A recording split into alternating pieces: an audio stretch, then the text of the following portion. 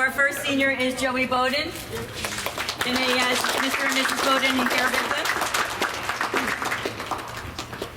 Joey this is his 1.5 years with Unified, and has been with Challenger for all 4 years with our high school program.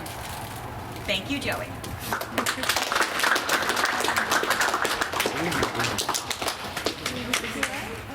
Our next senior is Alexis, who is being escorted by her friend, Ryan.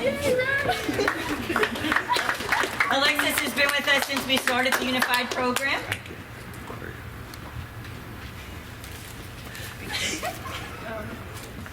And our final senior is Olivia, who is with her friend Izzy. Yeah. Thank you.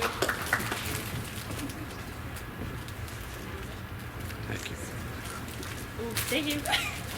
Thank you everyone for coming. We're so excited, Coach Barrett and I, that we have Ewing here. Yay, Ewing! This is our first time hosting a home match, so we're really excited and thankful that they're going to be here.